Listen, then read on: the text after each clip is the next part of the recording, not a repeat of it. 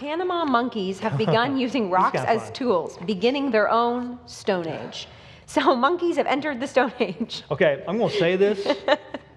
Honey, I'm sorry. This is just for Bodie, okay? This is for Bodie. It's a bad pun and Bodie's sake. So we can say these monkeys are into rock and roll. Is that what it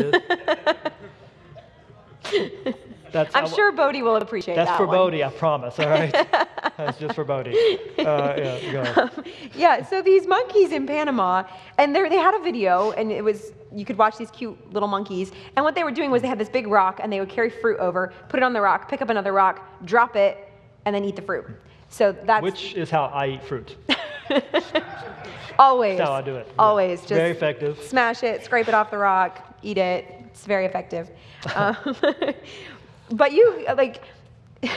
Well, it's just interesting to read this article. It's just so funny that they're like the way it's their own presented. Stone Age. Yeah, the way it's presented, because there's, really I mean, it's funny. not explicitly said, but what's being implied here, this is great evidence for evolution, right? They're suggesting, look at these monkeys, wow, they're beginning to use tools, they're entering their own Stone Age, they're advancing, they're progressing. If we give them long enough, they'll become some sort of hominid human, more than likely. That's what's suggested. That's the impression you're getting from the article, yeah. And if you look at the initial sentence, the very first sentence of the article, a few million years ago, our human ancestors began picking up rocks and using them as tools, marking the beginning of the Stone Age. Notice how definitive that statement is. This is what happened.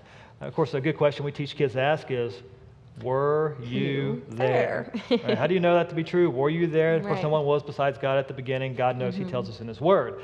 But something I did want to emphasize here, this is just presented so straightforwardly, so blatantly, just is assumed to be true. And we've got to recognize that when you hear this sort of thing over and over again from so many different sources, it becomes very convincing.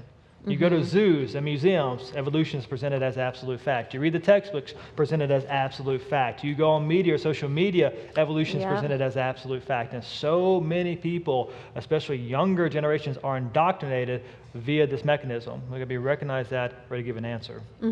Yeah. And you had a list there at the end of different animals that use tools. So 2 more things about this. First of all, the fact that primates use tools is nothing new. No, yeah, We've known that for a really long time. Chimpanzees do that. But I went to a secular website. I mean, I looked up a whole list of animals that use tools. Crows, ravens, all sorts of birds use tools. Yeah, crows sticks. and ravens are like really clever with their tool use too. Like absolutely. Elephants really clever. Use tools. Dolphins even. I thought it was really cool. Dolphins That's interesting. Octopi use tools as well. Really neat stuff. They're really smart too.